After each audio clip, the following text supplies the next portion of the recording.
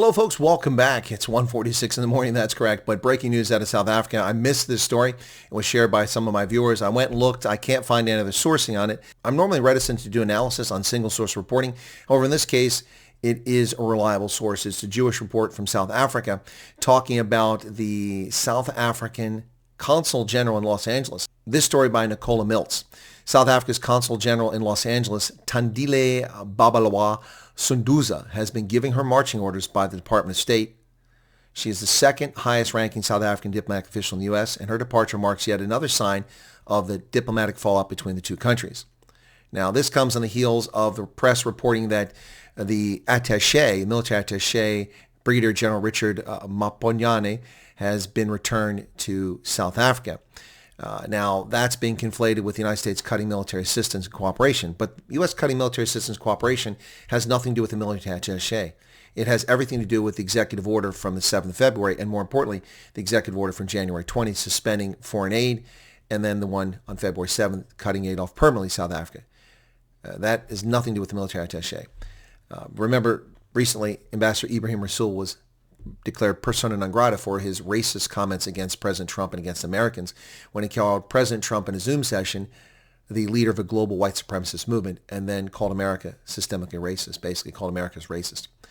Now, Sunduza earlier this year was honored by CAIR, the Council on American Islamic Relations, a vehemently anti-American, pro-Muslim, anti-Christian organization.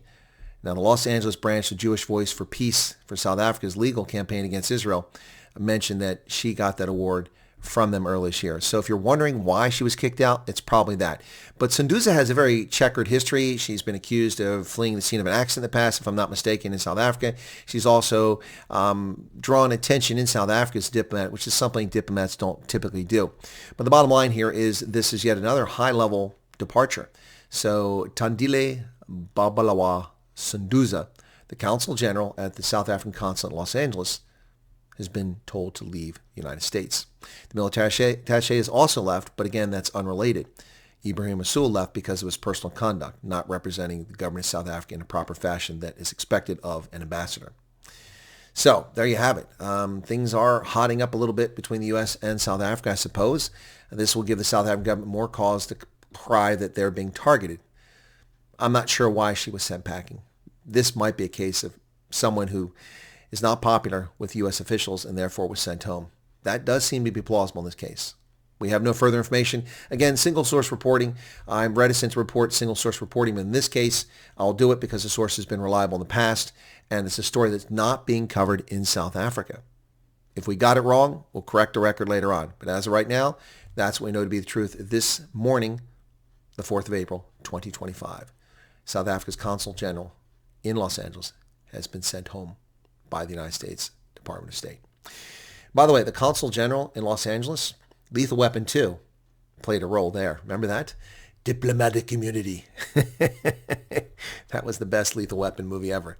Yes, that was exciting. Anyway, folks, thanks a lot. Be sure to hit the like button and become a subscriber if you don't mind. Really appreciate that. Cheers and have a good day.